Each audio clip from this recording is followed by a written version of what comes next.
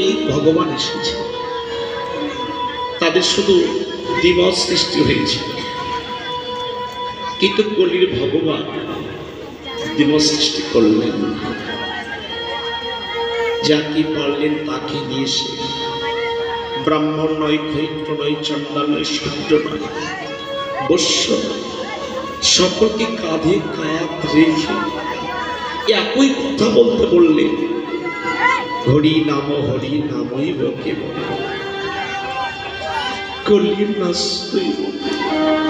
কলি নাস্তিব গতি অর্বথা। যিনি আমার চৈতন্য মহাপ্রভু সর্বকিছু ত্যাগ করি ঠিক কাঙালের বেশ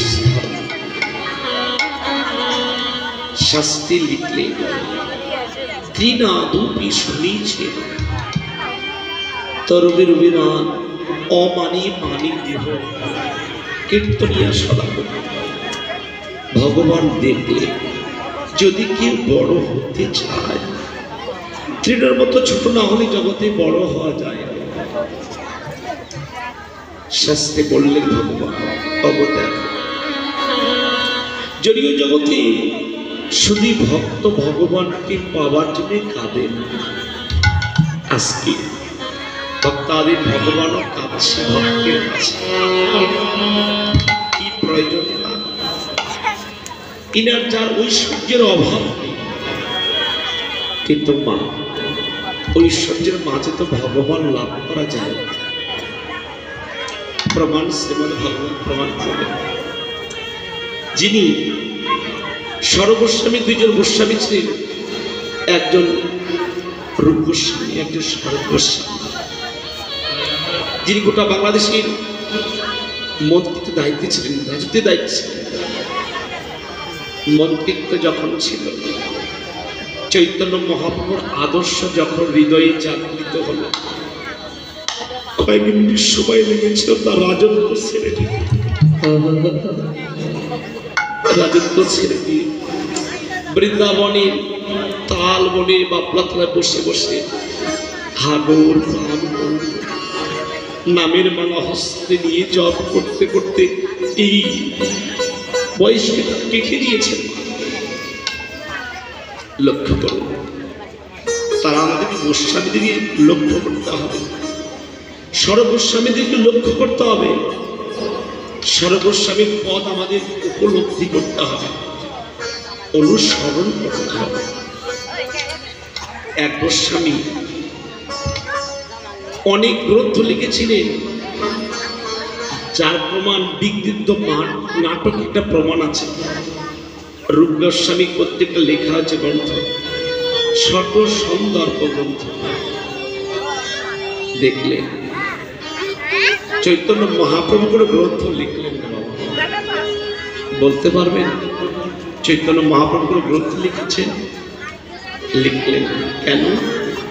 যে কলির জীব স্বল্পগত, তাদের আয়ু স্বল্প, কিন্তু রমণগত মন, তারা বড় বই মোটা মোটা বই পড়বেন। একমাত্র বললেন হরি নাম ওই বকে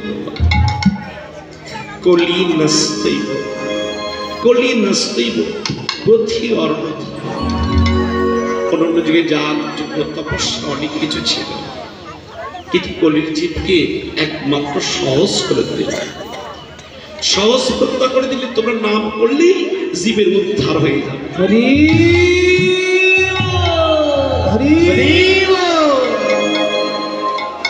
সেই চৈতন্য মহাপ্রভু অনন্ত কোটি বৈষ্ণবের আরাধ্যা দেবতা পতিত পাবন শ্রী গৌর সুরধনী অর্থাৎ গঙ্গার কুলি বিহাররত কোন একজন শ্রী গৌর অনুরাগী ভক্ত দর্শন করে বড় আবেগে পদগুলি লিখলেন। আরে মুরো আরে মুরো শব্দের অর্থ যারা বাংলা সাহিত্যিক অভিধান লক্ষ্য করেছে দেখেছে। আরে মুরো শব্দের অর্থ যারা গৌরী শ্রীপাদ পদে জীবন জৈবন মন প্রাণ যারা শোকে দিয়েছে, গৌর বলতে যাদের কান্না স্থির ছিল, হা গৌর প্রাণ গৌর বলে যারা দুটি নয়ন জলে কেঁদেছিল, তারাই তো আমার গৌর আপন মনে করে। আরে মরু গোরা দ্বিজমণি গৌরকে নিজের সঙ্গে তোলা বলবে। কিসের গৌর? সাধনের গোড়া, ভজনের গোড়া, উপাসনা। দ্বিজমণি শব্দের অর্থ যাদের জগতে দুইবার জন্ম হয়েছে। ব্রাহ্মণ কুলদের দুইবার জন্ম হয়েছে, একবার মাতৃ গর্ভাবস্থায় আসতে হয়েছে, এসে বীজের সংস্কার উপনয়ন না হয়েছে। তবে বাবা শুধু ব্রাহ্মণদের কথা বললেন না, গীতাতে প্রমাণ করলেন চতুর্বর্ণ মায়া সৃষ্ট যোগ কর্ম বিভাগ। আমি 4টি বর্ণ করেছি কর্মগুণ অনুসারে। ব্রাহ্মণের কর্ম বৈদিক কর্মাদি করা, বীরের অনুকরণ করা, ক্ষত্রিয়ের কর্ম ধর্ম যুদ্ধ করা, বৈশ্যের কর্ম ব্যবসা ভিত্তিক পশুচারণ, শূদ্রের সেবা চর্চা। তাহলে শুধু ব্রাহ্মণকে বললেন না, আমাদের সর্ব জাতির উপনয়ন আছে, কিন্তু আমরা দশবিধের সমস্যাকে মানি না। ক্ষত্রিয়দের নগুণ আছে, কিন্তু আমরা নগুণ পাবো নিয়ে থাকি। ভক্তের শাস্ত্র বললেন নগুণ নেওয়ার নিয়ম হচ্ছে 9 বৎসর আমাদের উপনয়ন নিতে হয়। 9 থেকে যখন 12-13 হয়ে যায়, ওই ব্যক্তি আবার পূর্ণাঙ্গ করে প্রায়শ্চিত্ত করার পরে আবার উপনয়ন নিতে হয়। শুধু ব্রাহ্মণদের কথা বললেন না, একটা বহিরঙ্গ আর একটা অন্তরঙ্গ, একটা বহিরঙ্গ একটা অন্তরঙ্গ। তাহলে আবার দ্বিজকুল কাকে বললেন? পাখিদেরকে দ্বিজকুল বললেন। কেন? পাখিদের গর্ভাবস্থায় ডিম্ব আকারে প্রসব হয়, এখানে এসে সন্তানাদি ধারণ হয়। কিন্তু তাহলে আরে মোরো গোরা দ্বিজকুল। আহ, রাধা রাধা। আজকে দ্বিজমণি কারা হয়েছে? বহিরঙ্গে নেই, অন্তরঙ্গে। যারা পদ্মাবতী সেও লীলা করে গোরা রাধা। কোন ভাগ্যবান, কোন ভাগ্যবতী এই লীলা দেখে। আরো লিখলেন বিশ্ব ব্রহ্মাণ্ডের কোন ভাগ্যবান জীব গুরু কৃষ্ণ প্রসাদী যদি পায় ভক্তি লতা বিষ, এই বিষ মালি হয়ে করো আরো করো, নিত্য নিত্য পারে সেই বীজের শ্রবণ কীর্তন। তাহলে যারা গুরু আশ্রয় করে সহস্রদল পদ্ম, দ্বিদল পদ্ম, মণিপুর চক্রে যারা নিম্ন সত্তাবস্তু নিম্নগতি না করে, যারা ভজনের দ্বারাই ঊর্ধ্বগতি ধারণ করতে পেরেছেন, জগতে তো তারাই দ্বিজমণি হয়েছে। হরি হরি হরি বল।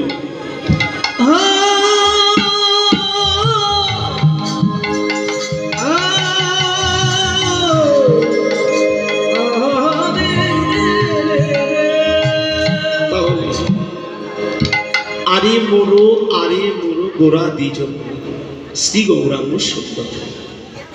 শ্রীরাম নবদ্বীপে আসার পিছনে 3টি কারণ ছিল। বৃন্দাবনে যেমন করে রাধারানী কৃষ্ণ বলে কেঁদেছিল, কৃষ্ণ প্রেম নির্ধারণ করেছিলেন, আখ্যায়িত করেছিলেন। 3 ঋণ চরিতার্থে নদী আসলেন, ভাব ভক্তি প্রেম, 3টিকে ধারণ করে উনি নদী আসলেন। শাস্ত্রে বললেন রাধা কৃষ্ণ এক আত্মা, 2 দেহধনী, অন্যান্য বিলাসে রস আস্বাদন করিবার, 2 এক হয়ে ঠাই নদী হব চৈতন্য বসা। অন্তরে থাকবে তুমি, বাইরে রব আমি। সেদিন রাধে রাধে বলে দুটি নয়নের জলে কেঁদে বেড়াবো কেন? ভগবান আজকে হাসি বাসি সবকিছু ত্যাগ করে শ্রীধাম নবদ্বীপে আসলে যেন গৌর যেন আজকে নিজেই যেন নিজে কাঁদবে, জগৎকে কাঁদাবে বলে আরে বড়ো আরে বড়ো আরে বড়ো আরে বড়ো ওরে আমার গোরা দ্বিজমণি ওই রাধা রাধা বলে লোকায়ে ধরণী লোকায়ে ধরণী ওই যেন গৌরা মা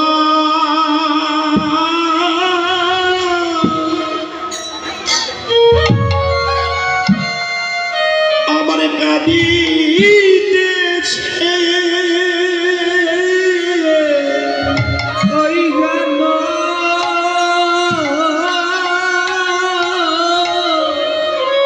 হরি বল হরি বল হরে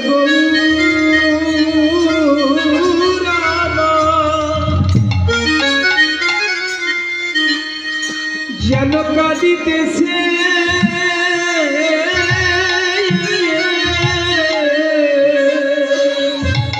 যে বাদনে হাতি প্রাণ হরি বল হরি বল প্রাণী কৃষ্ণ বলে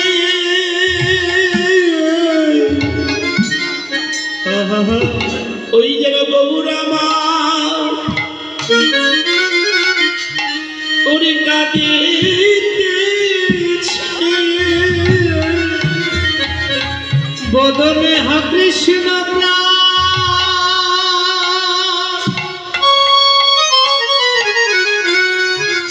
প্রাণে কৃষ্ণ বলে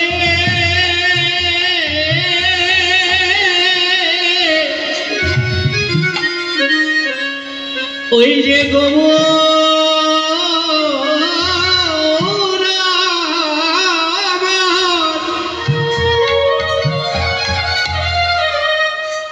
যেন কাঁদিতেছে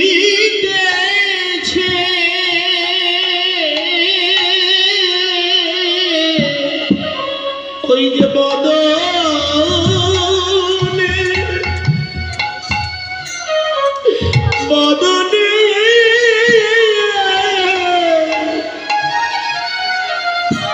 ওই যে কৃষ্ণ বলে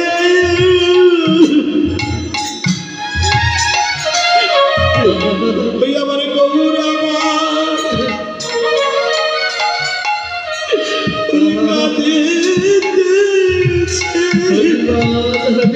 বদনে হাত্রি বদনে হাতৃষ্ণ বলে হাতৃষ্ণ বলে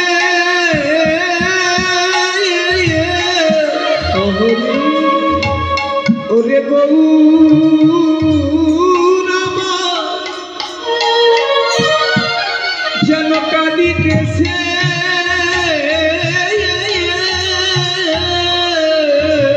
ওই যে নিজে কেঁদে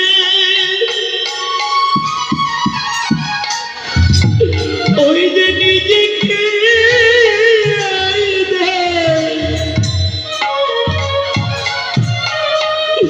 ওই জগতে কাঁদাবে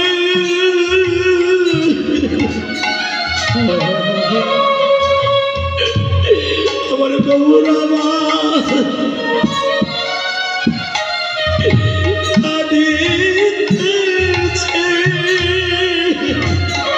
ওই যে নিজেকে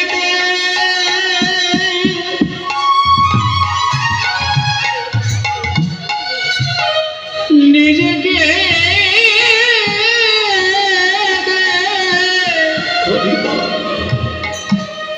জগৎকে কাঁদায়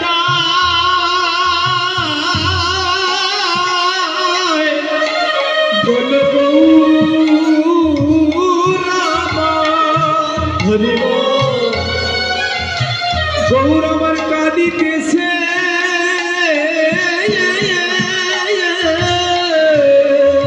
ওই যে নিজে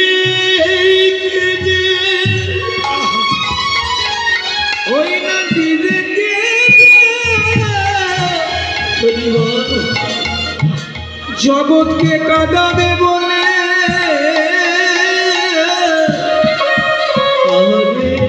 দেখি দেখো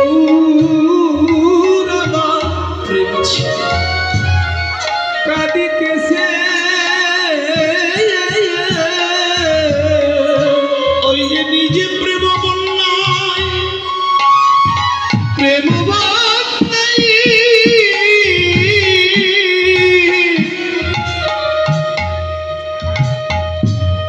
ভেসে ভেসে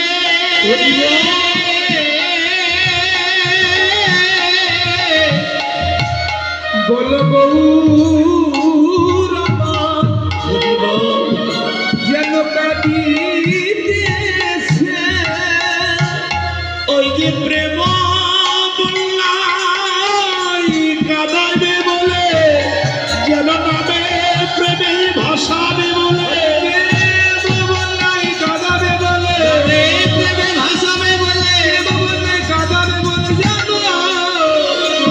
যেন গৌরমা ওরে কাঁদিতেছে হে হরে। শ্রীরাম ভাগবত শাস্ত্র হরে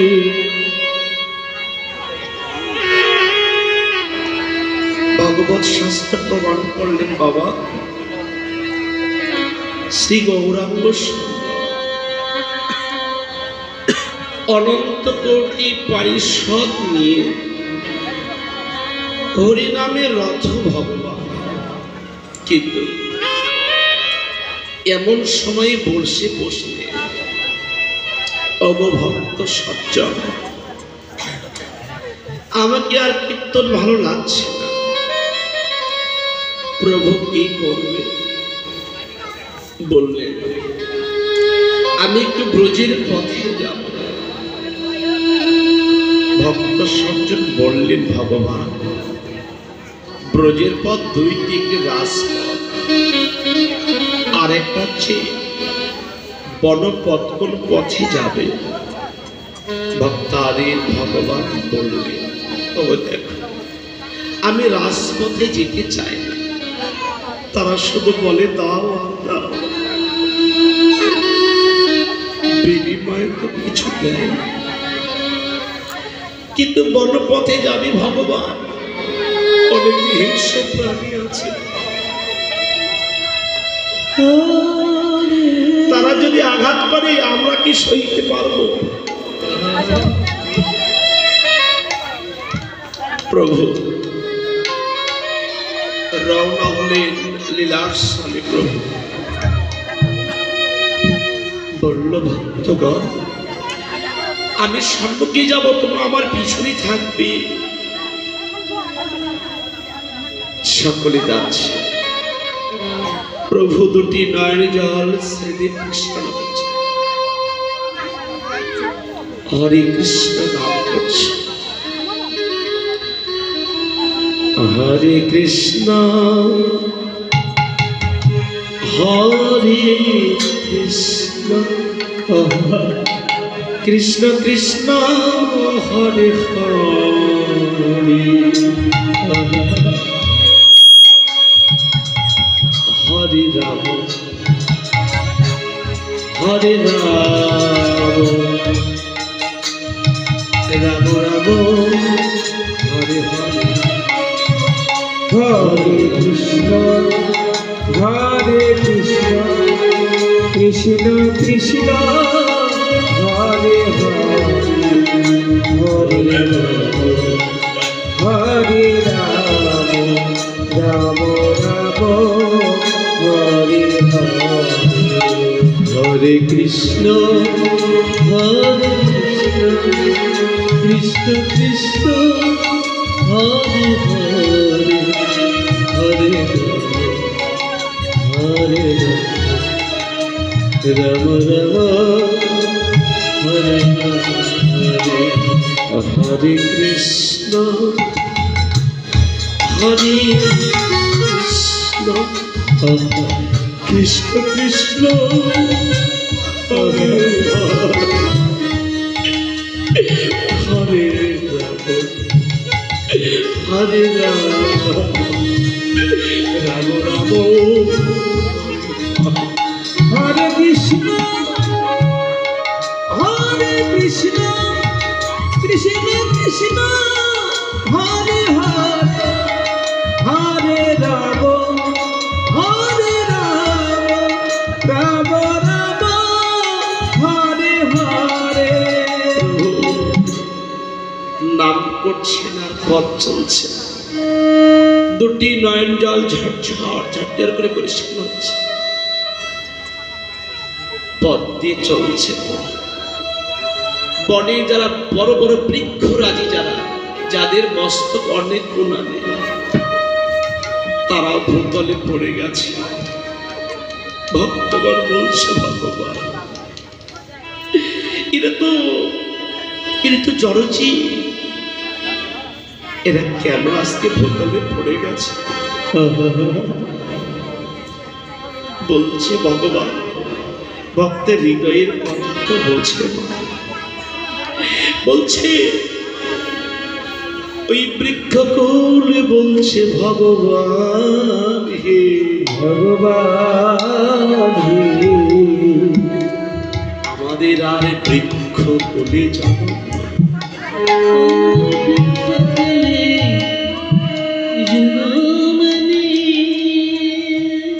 আমাদের একবার মনুষ্য কুলে জনম দাও,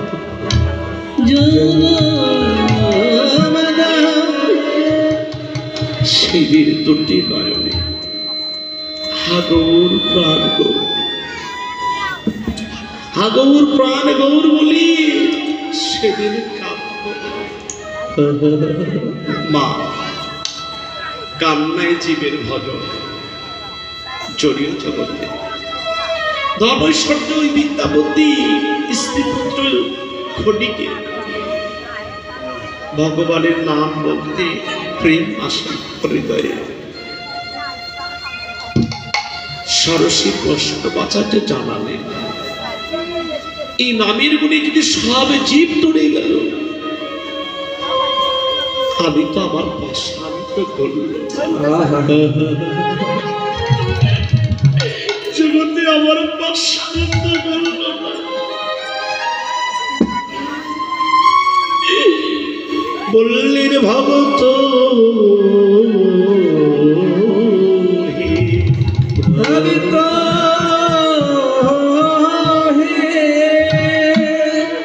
জগতে তোমার নামে নামে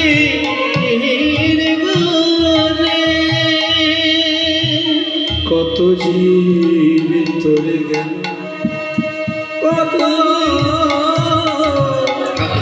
জীবিত গেল।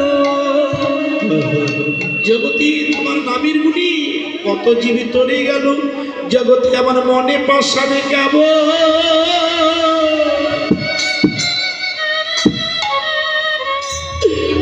বলল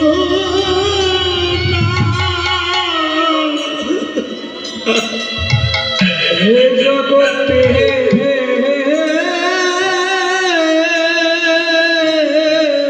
আহারে জগতে আমার মনে পাশান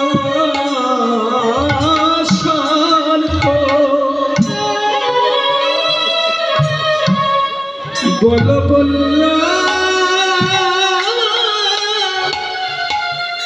বলিল না রে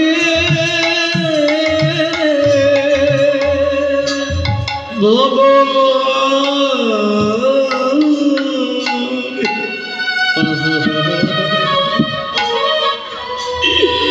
জগতে আমার মনে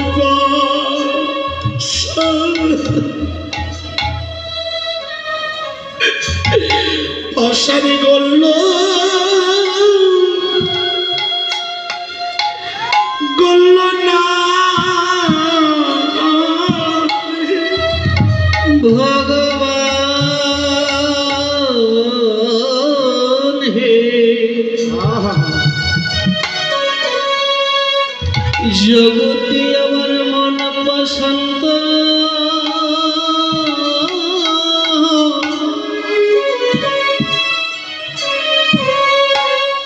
ওই যে ধরল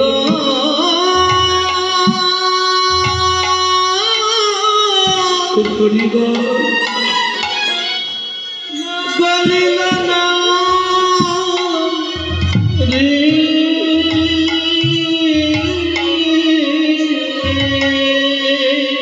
জগতে কত পশা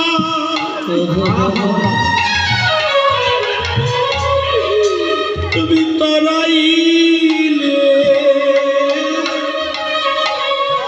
জগতে মনে পাশানিত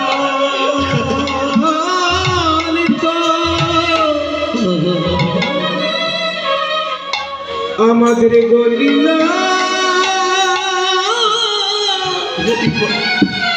গলিল না রে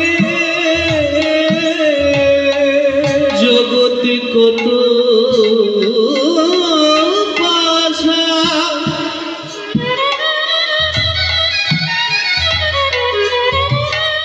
পাশান গলে গেল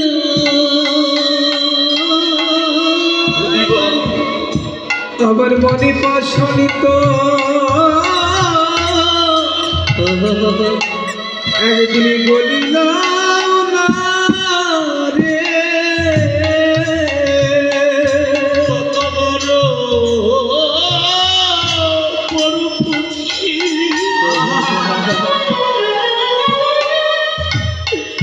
তুমি উদ্ধার করলে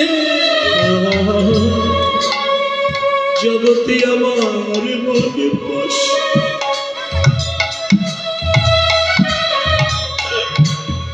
পাশানে গেল না রে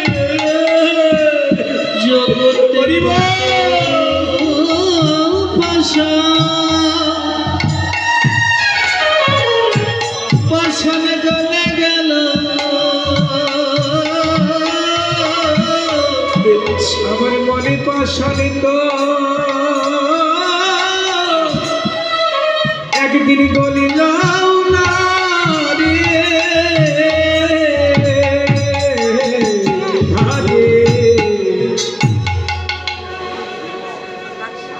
দয়াবাই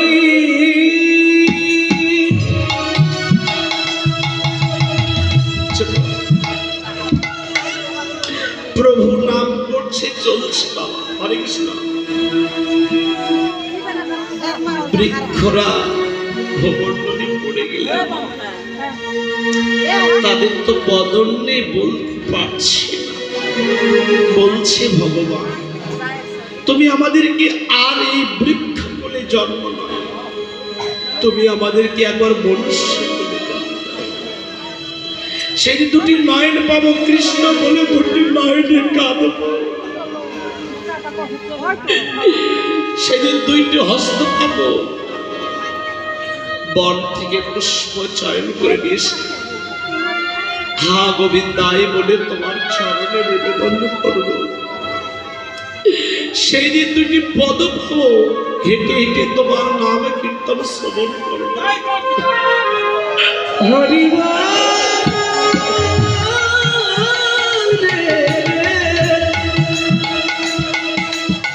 দয়াময়ী দয়াময়ী পথ চলছে প্রভু এবার যাদের বনের হিংস্র প্রাণী বা ভালো যারা মাংস বেশি যাদের মাংস না খেলে উদরটি পরিপূর্ণ হয় না তারা সব কিছু ভুলে গিয়েছে মান অভিমান দুই হাত উত্তর করে বলছে ভগবান ব্রজের পশু হলে তো আমরা ধন্য হতাম বাবা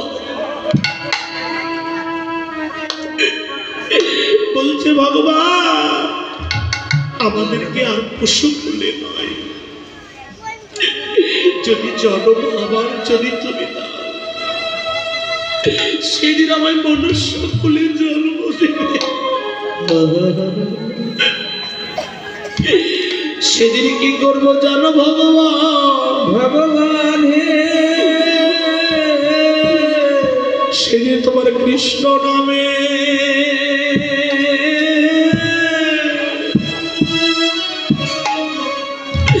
নয়ন জলে কাঁদিব। সেই দিন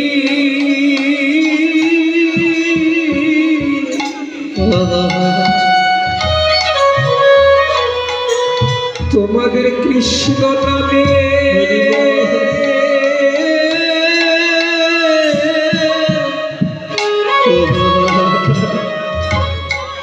নয়ন জলে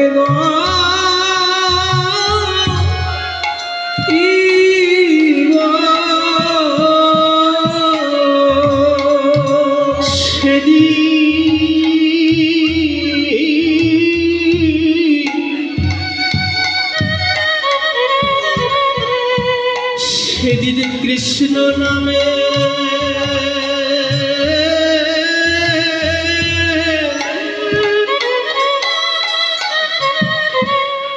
নয়নে জলে কাঁদি।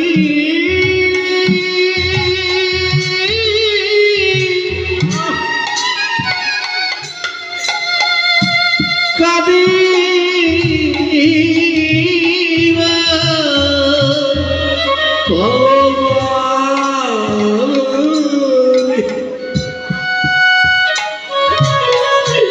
সেদিন দুটি নয়ন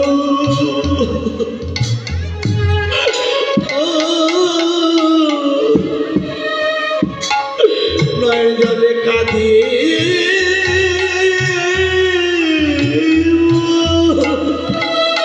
ভগবান হে,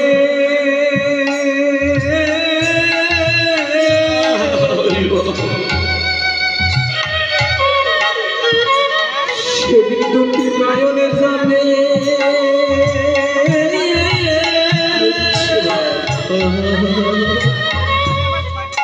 সেদিন কাঁদি।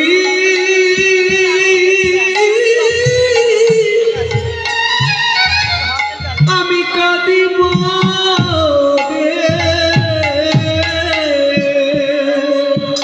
সেদিন মনুষ্য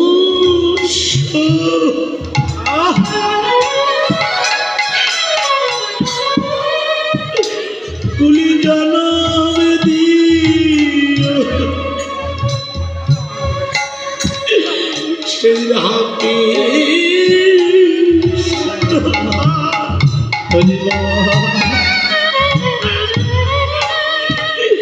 কৃষ্ণ বলে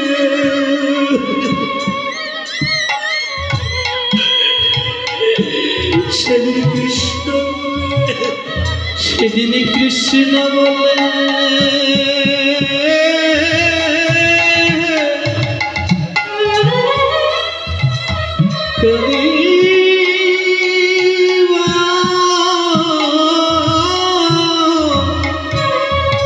সেদিন মানুষ কুলে কুলে জন্ম দিও। সেদিন হা কৃষ্ণ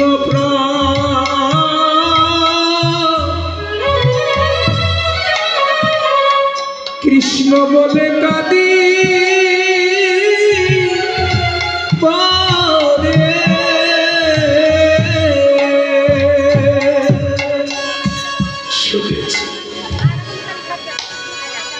কত যে প্রহ্লাদকেও তুমি উদ্ধার করলে,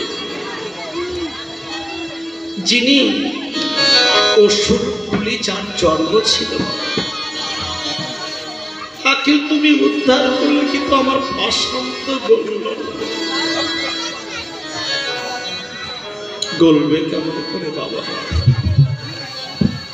দেহটা তো ভক্তি সম্পন্ন দেহ নয়। জড়িয়ে জগতে সংসারের জন্য শুধু খেটে মরলাম। স্ত্রী আমার, পুত্র আমার, পরিজন আমার, কই যেদিন আমার শেষ বিদায় যাত্রা, যেদিন ঘন্টা বেজে যাবে, সেদিন কেউ আর আমার জন্য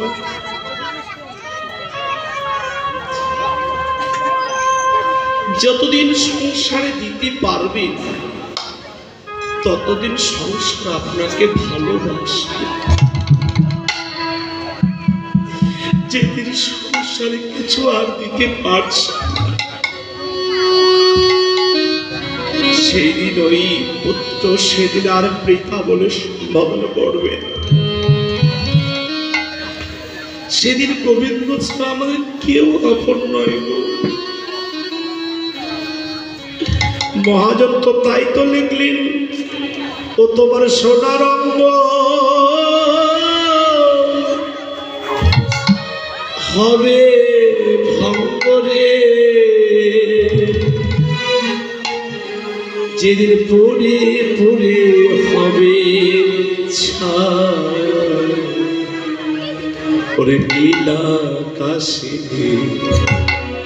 যাবি উড়িয়ে কয়লা ধোয়া, ও তোর সোনার রঙ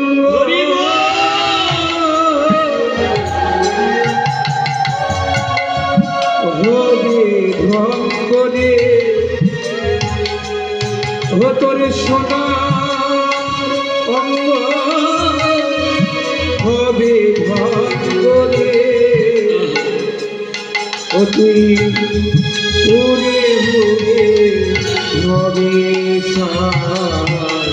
নীল আকাশে যাবি উড়ে কয়লারি ধোয়া, ও তুই আকাশে যাবি উড়ে কয়লারি ধোয়া।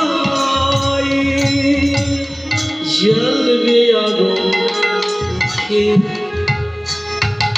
মারবে বাড়ি গিঠার পরে, জ্বলবে আগুন খুঁজে খুঁজে মারবে বাড়ি গিঠার পরে রে। হারি জ্বলবে আগুন খুশে খুশে মারবে বাড়ি পিঠের উপরে, সেদিন তোর পিছের চামড়া যাবে ফেটে রে, সেদিন পিঠের চামড়া যাবে খসে রে, বলো হাত বোলাবে নীল আকাশে যাবি উড়ে কয়লারি ধোয়াই, ও তুই নীল আকাশে যাবি উড়ে কয়লারি ধোঁয়ায়। সেই সঙ্গে কিছু যাবে না, কি যাবে? সেদিন নামে যাবে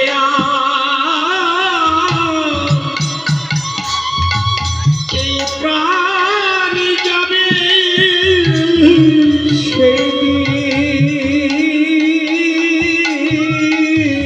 হরি বল হরি বল, হরি নামে যাবে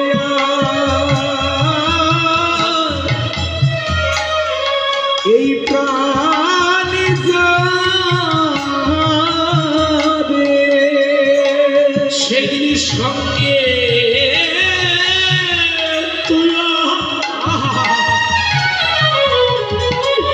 কিছু যাবে না, সেদিন নামে যাবে এই প্রাণ যাবে, সেদিন সঙ্গে কিছু যাবে না রে।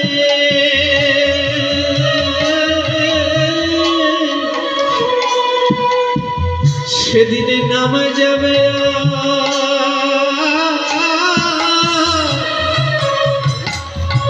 প্রাণে যাবে যেই দিনে প্রাণ পাখি এই খাঁচা ছেড়ে যাবে, সেদিন হরি নাম যাবে, প্রাণে যাবে, সেদিন প্রাণ পাখি সেদিন খাঁচা ছেড়ে যাবে, সেদিন নামে যাবে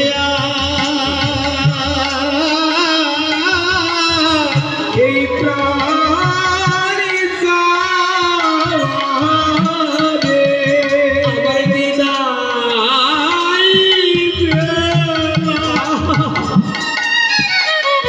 ওগো যেতে হবে সেদিন নামে যাবে প্রেম ছিল এই প্রাণী যাবে ও সেদিন বিদায় হরি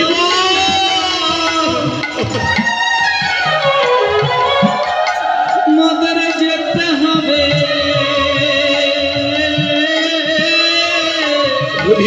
নামে যাবে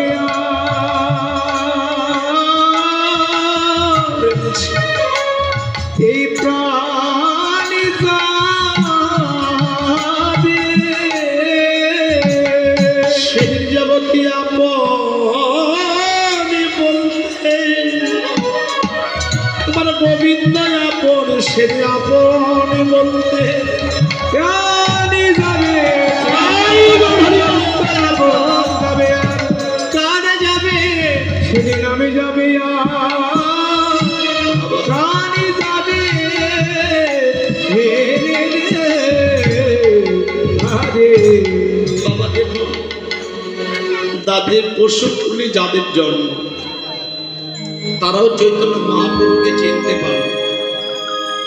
প্রমাণ যারা বিদেশ থেকে যারা ভারতবর্ষে নামে, আপনারা কেউ গিয়েছেন নবদ্বীপে? এখানে আছেন কোনো বাবা, কোনো মা গিয়েছেন নবদ্বীপে? আপনাদের আশীর্বাদে আমি এবার গিয়েছিলাম শ্রীধাম নবদ্বীপে। কার্তিক মাসের 11 তারিখে আমার নওগাঁ ডিস্ট্রিক্টে কীর্তন ছিল, কীর্তন করেই পার হয়ে গেলাম। হরে কৃষ্ণ কাকু। অভিষেক কথা হচ্ছে বাবু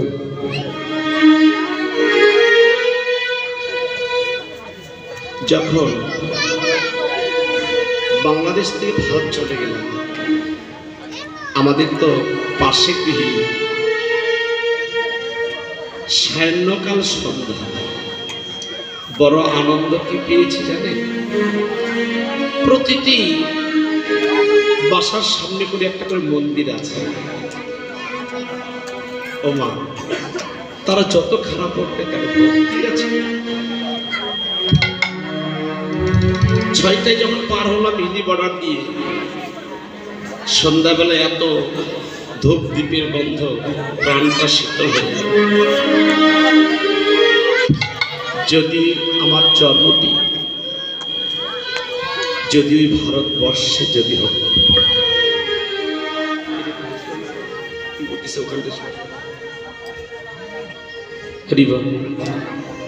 তাহলে 11 তারিখে বালুরঘাটে নিশি যাপন হইল, 12 তারিখে মালদা গেলাম, মালদা থেকে সরাসরি ট্রেন যায়, 2টার দিকে উঠলাম ট্রেনে। তো যখন রাত্রি 9:50 বাজে, তখন মহাপ্রভু যেখানে সন্ন্যাস নেওয়ার যেখানে কাটক অঞ্চলে স্নান করেছিলেন, রেল লাইন পার্শ্বে লেখা আছে কাটোয়া। যখন মহাপ্রভু সন্ন্যাস নিয়েছিলেন মধু নামে এক নাপিতের কাছে ওখান থেকে মাথা মুন্ডন করেছেন। চৈত্রতে দেখবেন, আগে তো চৈত্রে পড়তাম, আর আপনাদের পুরনো এবার সাক্ষাৎ। স্টেশনটি পার হয়ে যেতে হবে নবদ্বীপ। নবদ্বীপে যখন ট্রেনটি দাঁড়ালেন রাত্রি 12টা, আমাদের ভারতীয় সেবা আশ্রম যিনি প্রতিষ্ঠানের মালিক, যিনি সদানন্দ দাস বাবাজি মহারাজ, আমরা নবদ্বীপ পৌঁছার আগেই ফোনে কথা বললাম, বাবু আমাদের জন্য একটা রুম রাখে।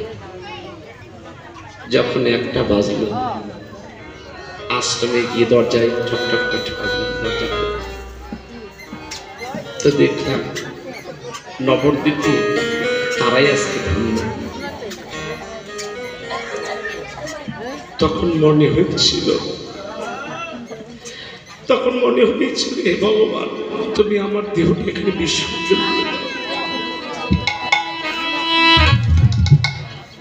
তাদের যে ভক্তি, মা, আমাদের দেশে তো প্রমাণ আছে, আমাদের দেশে হিংসা বেশি। কোন সাধুগুরু বৈষ্ণব যদি কারো দরজায় দাঁড়ায়, এমনও ব্যক্তি আছে দরজা লেগে যায়, ও এখন ভিক্ষা হবে না। কিন্তু মা, ভারতবর্ষে নবদ্বীপের মায়েরা কত সকাল থেকে তারা গোবিন্দের ভোগ লাগাইয়া দেখছে, একবারে সে প্রসাদ নিয়ে যাও।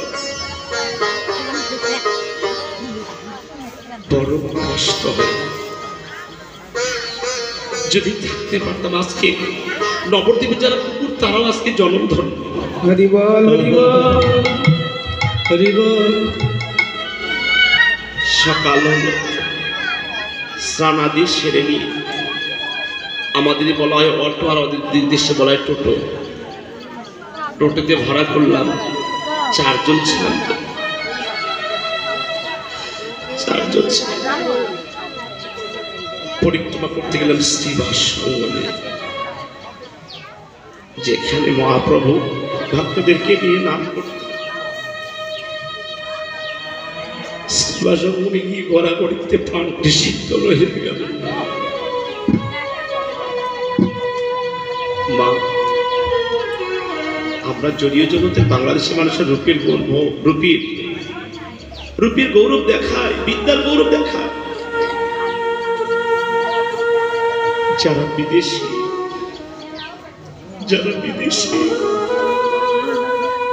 যাদের মাস না খেলে হয় না, ও মা, নামের মালা হস্তে নিয়ে হেঁটে হেঁটে পরিক্রমা করছে, 2টি নয়ন জলে ভেসে যাচ্ছে। মনে হয় তারা হৃদয়ে বলছে, ভগবান যদি আবার যদি জন্ম দাও, সেদিন কৃষ্ণ ভক্ত মায়ের কোলে আমায় জন্ম। হরি বল,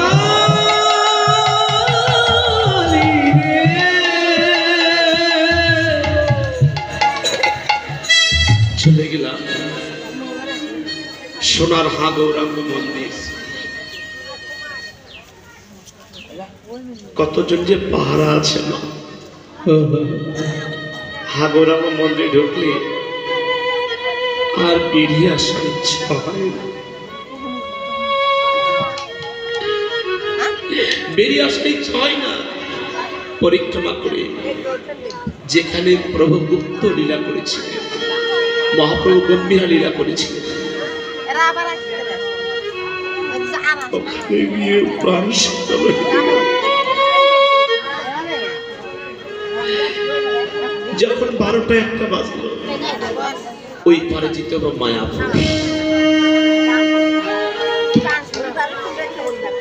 নৌকায় যখন টিকিট করলাম, মা, বড় অদৃশ্য আশ্চর্য একটি ঘটনা। যিনি রাম ভক্ত, ওই নদীর পাড়ে বসে সন্তানকে কোলে নিয়ে বসে আছে। হনুমান যিনি, যদি কেউ চশমা পড়ে যাচ্ছে, চশমা তাকে দিচ্ছে না। যদি কেউ বলে রাধে রাধে, কোনো কিছু করবে না রাধে রাধে বললে। ভক্তদের ঢনে ঢনে যাওয়া দেখি তারা বন্য প্রাণী হলেও তাদের নয় তো ঝরঝর ঝরঝর করছে, ঝরঝর করে মায়ের জল ধরছে। আমরা তো ভোগে বলি থাকি। যমুনা পূর্বে যমুনা বই পড়ছিল, যমুনা ধার, ওই যমুনাতে পা দিতে যেতাম। একদিক দিয়ে কালো জল, একদিক দিয়ে গঙ্গার জল মস্তিষ্কে বলে হেঁটে শুধু শাস্ত্র পড়ে আলোচনা করতাম। আজকে তোকে সাক্ষাৎ দর্শন করলাম। 1:45 মায়াপুর নেমে দিল মা। বাস্তব মায়াপুর, বাস্তব মায়াপুর। মায়াপুর গেলে মায়াপুরে একটা করে ইস্কন মন্দির দর্শন করলে আহা, বাংলাদেশে কি আছে, কি আছে বাংলাদেশে যেখানে আমাদের এখনো আস্থা পাচ্ছে না। মায়াপুরে রাধা গোবিন্দ মন্দির যখন প্রবেশ করলাম না, 60 ফুট মহাপ্রভু এখনো হাত তুলে আছে। 60 ফুট মহাপ্রভু এখনো হাত উত্তোলন করে আছে। দেখছে মায়াপুর পরিক্রমা হল। শান্তিপুরের উদ্দেশ্যে রওনা হলাম, যেখানে বাবলা তলায় বসে বসে পূর্বে সদাশিব যিনি ছিলেন, ইনি এবার অদ্বৈত হয়ে আসলেন। যিনি বাবলা তলায় হা কৃষ্ণ, প্রাণ কৃষ্ণ, কৃষ্ণ কৃষ্ণ বললে দুটি নয়ন জলে অশ্রু জল বিসর্জন করতে। শান্তিপুরে বাজে উঠলাম, শান্তিপুরে বাজে উঠলাম। আমরা তো বহির্দেশের লোক, আমরা তো চিনি না। আমরা যে বহির্দেশের লোক তো আমরা রাস্তা চিনি না। আমাদের দেশের সাধু সাধারণ বলা হয়, আর ওদের দেশের মহাত্মা জি। জিজ্ঞাসা করলাম, বাবু শান্তিপুর কত দূর যাবে? যেখানে 45 টাকা ভাড়া লাগে। বাবু আপনার শান্তিপুর যাবে? বললেন আমরা তো অনেক ক্লান্ত, আজকে আমার গৃহে গিয়ে একটু প্রসাদ পেয়ে গেলে হয় না। যার বদন দেখলে অন্ন তোলার মতো ইচ্ছা হবে না। ভক্তি কত করে দেখেছে। অল্প সময় ভিতরে নিয়ে গিয়ে মা পাড়াপাড়ি করে রান্না করলেন। সেবা দেওয়ার আগে ধরতে স্বামী স্ত্রী নয়ন জল ঝরে যাচ্ছে।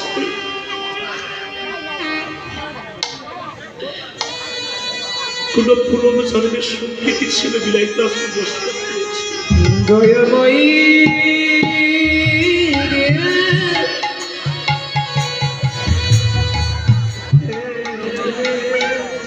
বক্ষে জড়িয়ে ধরলেন মা।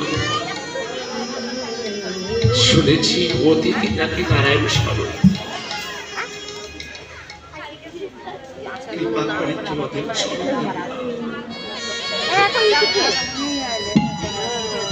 হরিব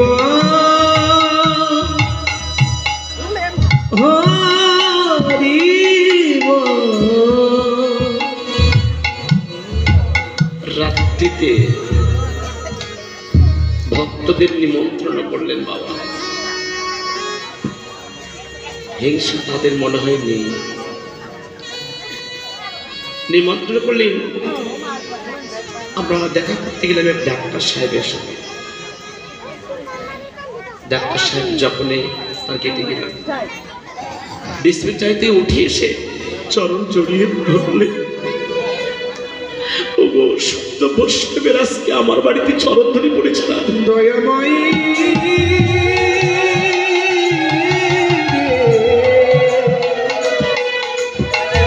ও গো দয়াময়ী শোনো বাবা, অদ্বৈত চার্চের এখনো পর্যন্ত জ্ঞাতিবর্গ এখনো আছে, যিনার সঙ্গে আমার শান্তিপুরে দেখা হলো, সপ্তম পুরুষের সঙ্গে তার দেখা হলো, অদ্বৈতের সপ্তম পুরুষের দেখা হলো। বাবা, আমার মনে হয় কি জানো, আপনাদের কথা বলতে পারছি না, যদি আমার ওই দেশে যদি জন্ম হতো। এই বাংলাদেশে তো কিছু নেই, যদি সেই নবদ্বীপে আমার যদি জন্ম হতো, সেদিন কি করতাম জানো ভগত হে, সেদিন ভক্তের চরণ ধরি জানো,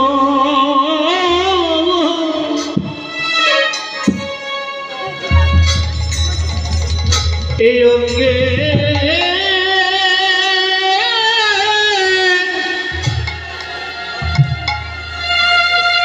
অঙ্গে মাগথা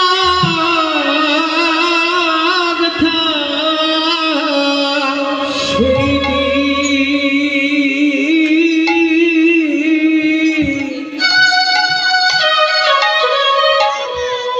ভক্তের চরণ